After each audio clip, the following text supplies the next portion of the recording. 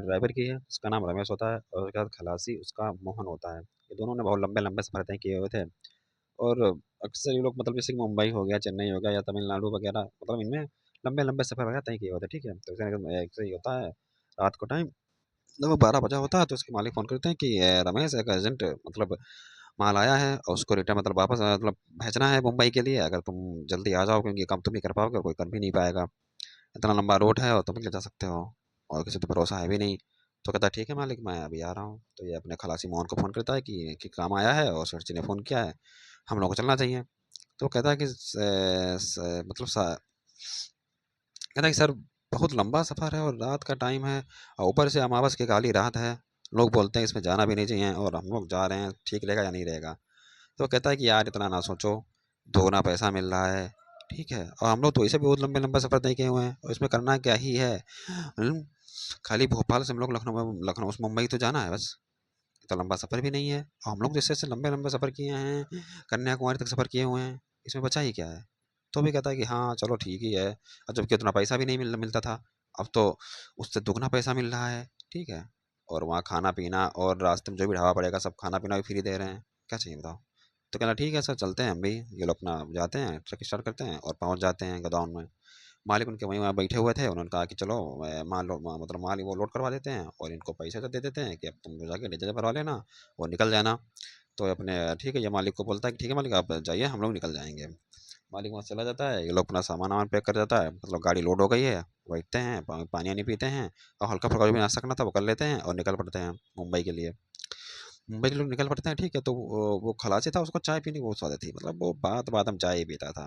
तो वो कहने लगा यार सर सर मतलब चाय प्यास बहुत तेज लगी है, करें भी तो क्या करें। तो उन्होंने कहा कि ठीक है यार अभी आगे चलते हैं और चाय पियेंगे। तो खलासी का उस्ताद जल्दी करो क्योंकि मैं बिना चाय के तो नहीं चल पाऊंगा। तो वो ट्रक ड्राइवर कहता है कि ठीक है, रमेश कहता है कि ठीक है यार तुम रुक जाओ 2 मिनट, फिर भी आगे कहीं मिलता है तो फिर गाड़ी रोकते हैं और बिंदास चाय पीते हैं, अगर ढाबा पर जाए तो ज़्यादा अच्छी बात है, हमको बनानी नहीं पड़ेगी और नहीं पड़ता है तो हम लोग बनाएंगे। तो वो कहता है कि ठीक है सर चल उस्ताद चलिए। दोनों गाड़ी चला ही रहे थे और रात के तकरीबन 1 या 2 बजा होगा। तो मैंने काफ़ी लंबा सफ़र तय कर लिया था, मुंबई लगभग आधी आधी सफ़र तय कर लिया था, ठीक है, लेकिन फिर भी कोई ढाबा नहीं पड़ा, तो जो पड़ रहे थे वो बंद हो गए थे। तो उन्होंने कहा कि सर अब मुझसे मतलब वो कहता है कि उस्ताद अब चाय बिना पिए मैं तो आगे नहीं बढ़ पाऊंगा और गाड़ी के अंदर तो हम लोग चाय बना भी नहीं सकते हैं क्योंकि हम लोगों के पास वो मिट्टी तेल वाला केरोसिन वाला आता था गैस चूल्हा, ठीक है, उसमें मतलब पहले भर के फिर प्रेशर में जाता था उसके बाद हम जलाया जाता था। तो उसने कहा कि हम लोग नीचे चलाते हैं, उसने कहा कि ठीक है नीचे चला लो, तो वहीं पे बढ़िया जगह मिलती है, 1 मिनट नीचे गाड़ी रोक देते हैं, वहाँ पे जगह बहुत लंबी मतलब खुली हुई पड़ी हुई थी, तो उसने कहा कि यहीं पे रखते हैं हम लोग चाय बनाते हैं। तो उसने कहा कि ठीक है बनाओ। तो जहाँ पर ये लोग रुके थे वहाँ पे एक बोर्ड लगा था, ठीक है, लेकिन रात का टाइम था तो उन्होंने बोर्ड देखा भी नहीं, लेकिन उस बोर्ड पे लिखा था कि यहाँ चाय बनाना सख्त मना है, अगर चाय बना के पीते हो तो अपनी जान को खतरे में डाल रहे हो। इन्होंने देखा ही नहीं और ये अपना रोकता है गाड़ी, गाड़ी हेडलाइट बंद कर देते हैं और इंडिकेटर जला देते हैं, जो पार्किंग लाइट जलती है वो जला देते हैं और बिंदास मतलब वो रखते हैं नीचे उतर केरोसिन वाला लैंप उतारते हैं, गैस चूल्हा छोटे छोटे छोटा सा तो होता ही है, उसमें डालते हैं केरोसिन और प्रेशर बनाते हैं, उसको जलाने की कोशिश करते हैं, पर जला जैसे जलाने की कोशिश करते हैं उससे कुछ कहना था कि यार चाय की पत्ती चीनी तो सब कुछ है लेकिन यार हम लोग पानी तो भूल ही गए हैं। तो वो ट्रक ड्राइवर रमेश कहता है कि यार मोहन तुम चाय भी पीना चाह रहे हो, तुम पानी लेना भूल गए, अब क्या करोगे। तो कहता है कि उस्ताद बताओ क्या करना है। तो उन्होंने कहा कि मुझे जहाँ तक याद है मैं इस रूट से एक बार आया हूँ, तो ये थोड़ा आगे बढ़ के एक झोपड़ी सी है, ठीक है, वहाँ नल लगा हुआ है, वो चलते हैं, अगर मिल जाएगा तो अच्छी बात है। कहता चलो उस्ताद, मतलब गाड़ी कहता है गाड़ी के पास यार रुका रहेगा कोई, गाड़ी को लेकर भाग जाएगा, लॉक कर देते हैं गाड़ी को निकल चलते हैं। तब तक जैसे वो लोग अंदर जाते हैं देखते हैं कि वहाँ एक बूढ़ी अम्मा बैठी हुई हैं और रात के टाइम भी वो बैठी हुई है दीपक जला के, और गजब की बात है कि वो चाय ही बना रही थी। तो वो कहते हैं कि भाई मम्मा हमको थोड़ा पानी चाहिए और अगर पानी मिल जाएगा, तो उसने हाँ बेटा जरूर मिल जाएगा, पानी ले लो, पानी तो यहाँ बहुत है। तो मोहन क्या करता है कि पानी भरने चला जाता है, तो बूढ़ी माँ पूछती है कि क्यों बेटा पानी इतनी रात में कैसे चाहिए आप लोगों को। तो मोहन कहता है कि अरे माँ मुझे बहुत चैत प्यास प्यास मतलब चाय की प्यास लगी है और मुझे तो लत लगी हुई है, मैं बिना चाय पिए रह नहीं पाता हूँ। तो उसने कहा अरे बेटा चाय तो मैं भी बना रही हूँ, यही पी लो। तो कहता है कि नहीं अम्मा अरे आप बना लीजिए अपना, हम अपना बना लेंगे जाके और आपको डिस्टर्ब नहीं करेंगे। कहने लगा नहीं नहीं नहीं अरे भैया यहीं चाय पी लो, मैं क्या दिक्कत है, हम तो चाय बना ही रहे हैं, तुम वो पी लियो। तो कहना है अम्मा हम चाय नहीं पीबो। और आपने देखो वो बूढ़ा बहुत बार बोलती हैं, मतलब बूढ़ी अम्मा की बहुत बार बोलती हैं कि नहीं चाय तो पीनी पड़ेगी। तो रमेश से मनोमोहन से कहता है कि यार पी लो ना, वो बोल नहीं है। तो वो मोहन तो चाय पीने लगता है और रमेश कहता है कि यार हम तो चाय पियेंगे नहीं, हम थोड़ा गाड़ी तब देख के आते हैं। तो रमेश तो गाड़ी तब चले आते हैं, ठीक है। लेकिन मोहन चाय पी रहा था, उसने देखा कि ला बूढ़ी अम्मा भाई थैंक यू, चाय पी के खत्म की, जैसे मोहन उसने कहा कि बूढ़ी अम्मा को थैंक यू बोल देते हैं, और जो 100-200 मतलब जो हमारे पास सब पैसे पड़े हैं थोड़ा बहुत उनको दे देते हैं, क्योंकि इनकी इनकम है ही यहाँ। तो वो जैसे घूमने के लिए पैसे देने के लिए घूमता है, देखता है कि बूढ़ी अम्मा तो है ही नहीं, ना तो झोपड़ी झोपड़ी पूरी खंडहर है।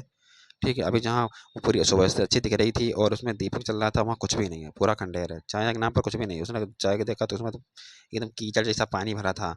उसको देख के उसको मुझे उल्टी लगी।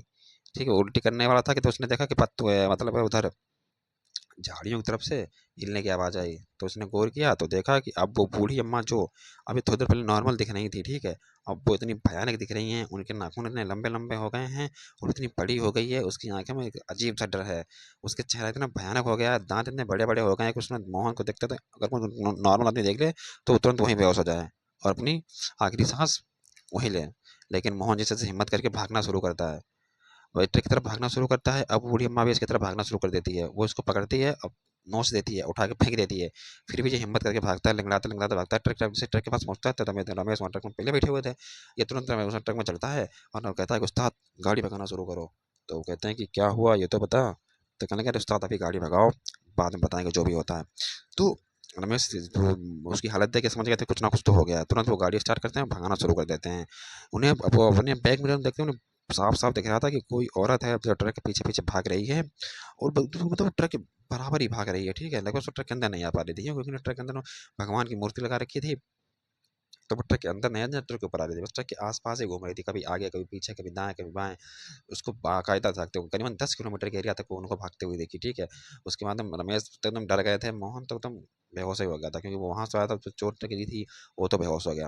रमेश जैसे जैसे हिम्मत करके गाड़ी चलाते हैं, जैसे 10 किलोमीटर के एरिया क्रॉस होती है, आगे एक ढाबा पड़ता है, वहाँ रुकते हैं और उसको मोहन को उतारते हैं, और ढाबे वाले से कहते हैं भैया कुछ मतलब मलहम पट्टी हो किसी कर दी जाए। तो अक्सर ढाबों के पास ये सब होता है, क्योंकि कुछ ना कुछ एक्सीडेंट वगैरह होते रहते हैं, तो ये फास्ट वगैरह मतलब फास्ट बॉक्स वगैरह रखते हैं। ठीक है, तो उसने उनकी मलहम पट्टी की, उसका दवा दी, और उसने खाई है मोहन को, तो उसका होश आया। तो उसने बताया कि मैं जब चाय पी रहा था, चाय पीने के बाद मैंने कहा लाओ अम्मा को मतलब शुक्रिया बोल धन्यवाद बोल देता हूँ और थोड़ा बहुत पैसे दे देता हूँ। जैसे मैं देखने के लिए घूमा, लेकिन वहाँ बूढ़ी अम्मा थी ही नहीं।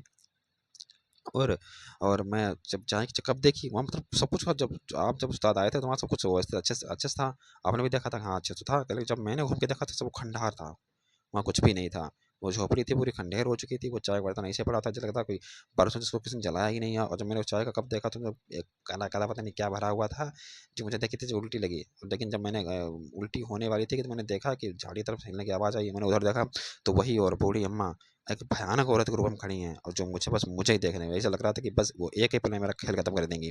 मैं तो वहाँ से तुरंत भागा और आपके पास पहुंचा, फिर भी उसने मुझे पकड़ लिया, नोच लिया, उसने मुझे बस उठा के फेंक दिया। उतने मुझे टाइम मिल गया, भाग कर यहाँ तक आ गया।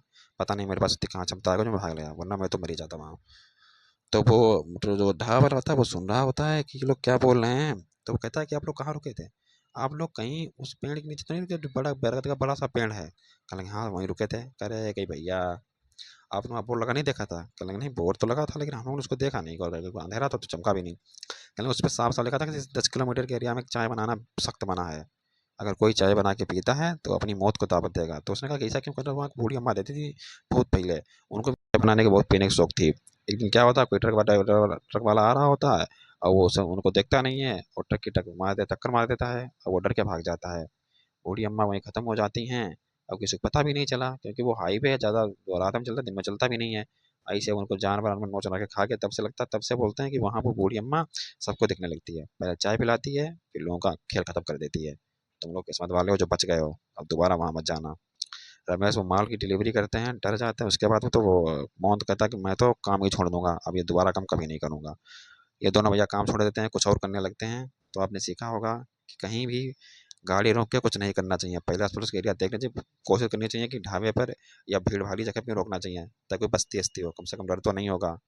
सोचो अगर मोहन भागा ना होता तो उसका तो खेल ही खत्म हो जाता।